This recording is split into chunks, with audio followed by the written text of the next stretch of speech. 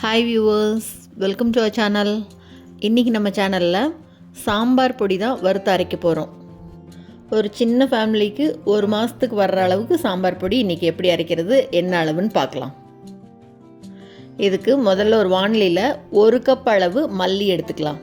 வரமல்லி எடுத்து dry roast பண்ணுறோம். அடுப்பை மீடியம் ஃப்ளேமில் வச்சுட்டு மெதுவாக வறுத்து விடலாம். மல்லி கை பொறுக்கிற சூடு வந்தால் போதும், ரொம்ப அப்படியே செவக்க வறுக்கணும்னுலாம் இல்லை. அடுப்பை மீடியம் ஃப்ளேமில் வச்சுட்டு ஒரே மாதிரி கொஞ்சம் கைவிடாமல் வறுக்கணும்.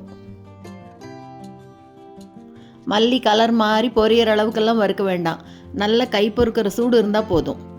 பாருங்கள், அப்படியே எடுத்து பார்க்கலாம். இந்த அளவு கை பொறுக்கிற சூடு இருந்தால் போதும். இப்போ அடுப்பை ஆஃப் பண்ணிவிட்டு இதை எடுத்து ஆற வைக்கலாம், இருக்கட்டும். இப்போ அதே வானிலையில் 2 டேபிள் ஸ்பூன் அளவுக்கு துவரம்பருப்பு சேர்த்துக்கிறேன். துவரம்பருப்பையும் இதே மாதிரி கைவிடாமல் வறுக்கணும். பருப்பு ஒரே மாதிரி வறுபடணும். நல்ல வாசனை லைட்டாக கலர் மாற ஆரம்பிக்கிற வரைக்கும் வறுத்துக்கலாம். அப்படி கலர் மாறுது பாருங்கள், போதும். இந்த அளவுக்கு வறுபட்ட உடனே இப்போ இதையும் எடுத்து அந்த மல்லியோடவே ஆற வச்சுட்டு அதே வானிலையில் 1 டேபிள் ஸ்பூன் அளவுக்கு கடலைப்பருப்பு சேர்த்துக்கிறேன். கடலைப்பருப்பையும் நல்லா அப்படி கலர் மாறுற வரைக்கும் வறுத்து விட்டுக்கலாம். எல்லா பருப்பையுமே அடுப்பை மீடியம் ஃப்ளேமில் வச்சுட்டு அப்படி மெதுவாக வறுத்து விடணும். ஒரே மாதிரி அப்போ தான் வறுபடும். இப்போ இந்த கடலைப்பருப்பையும் எடுத்து ஆற வைக்கலாம். அடுத்ததாக 1 டேபிள் ஸ்பூன் அளவு மிளகு, 1 டேபிள் ஸ்பூன் அளவு சீரகம், இந்த ரெண்டையும் ஒன்றா சேர்த்து வறுத்துக்கலாம். சீரகம் அப்படி பொரிஞ்சு வரணும், அந்த அளவு வறுத்துக்கலாம். சீரகம் அப்படியே ஒரே மாதிரி எல்லா பக்கம் பொரிஞ்சு வருது பாருங்கள். இந்த அளவுக்கு வறுபட்ட உடனே இப்போ இதையும் சேர்த்து ஆற வைக்கலாம்.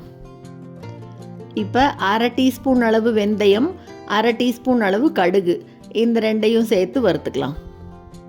வானலி நல்லா சூடாக தான் இருக்குது, அதனால் போட்ட உடனே டக்குன்னு கடுகு பொரிஞ்சிரும் பாருங்கள். கடுகு பொரியற அதே டைமில் வெந்தயமும் நல்லா அப்படியே செவக்க வறுபட்டுருச்சு பாருங்கள்.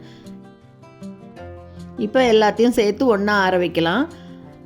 இப்போ 1 கப் அளவு மல்லிக்கு 2 கைப்பிடி அளவுக்கு மிளகாய் எடுத்துக்கிறேன். கையில் இப்படி நிறக்க எடுத்தோம்னா 2 கை ஃபுல்லாக வரணும் மிளகாய். மிளகாயும் எண்ணெயெல்லாம் எதுவும் சேர்த்தாமல் அப்படியே ட்ரை ரோஸ்டே தான் பண்ண போகிறேன் இன்றைக்கி. மிளகாய் நல்லா அப்படி மொறுமொறுன்னு வரணும், கலர்லாம் மாறி கருகிடக்கூடாது. போதும். இந்த அளவுக்கு வந்தவுடனே அடுப்பை ஆஃப் பண்ணிவிட்டு இதையும் கொஞ்சம் ஆற வைக்கலாம். இப்போ வறுத்த எல்லா சாமானத்தையும் ஒரு தட்டத்தில் வச்சுட்டு வெயிலில் கொண்டு போய் 1/2 மணி நேரம் வச்சுட்டு அதுக்கப்புறம் அரைச்சிக்கலாம்.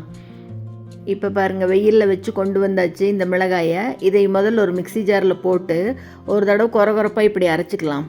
அதுக்கப்புறமா இப்போ மற்ற சாமானத்தை எல்லாம் இது கூட சேர்த்து அரைச்சிக்கலாம். சாம்பார் பொடி இந்த மாதிரி ஃப்ரெஷ்ஷாக அப்பப்போ வீட்டிலையே வறுத்து அரைச்சி செஞ்சு வச்சுக்கலாம்.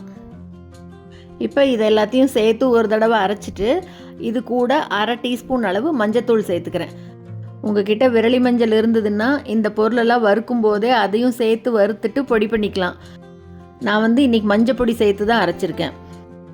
அவ்வளோதாங்க, நல்லா சூப்பராக கமகமன் வாசனையோட சாம்பார் பொடி வீட்டிலையே ரெடி பண்ணியாச்சு. அரைச்ச உடனே அந்த சூடு போகிற வரைக்கும் ஆற வச்சுட்டு நல்லா ஒரு ஏர்டைட் கண்டெய்னரில் போட்டு வச்சிட்டோம்னா 1 மாதம் வரைக்கும் அப்படியே வாசனையோடு சூப்பராக இருக்கும். சாம்பார் வைக்கும்போது இந்த பொடியை போட்டு நேராக அப்படி வைக்கிறதுனாலும் வைக்கலாம். இல்லை அரைச்சி விட்ட சாம்பார்னால் இந்த பொடியோட கொஞ்சம் தேங்காயை அரைச்சி விட்டு சாம்பார் வச்சாலும் சூப்பராக இருக்கும். வேலையும் டக்குன்னு முடியும். சூப்பரான இந்த வீடியோ உங்களுக்கு பிடிச்சிருந்ததுன்னா லைக் பண்ணுங்கள், ஷேர் பண்ணுங்கள், கமெண்ட் பண்ணுங்கள். மறக்காமல் நம்ம சேனலை சப்ஸ்கிரைப் பண்ணுங்கள்.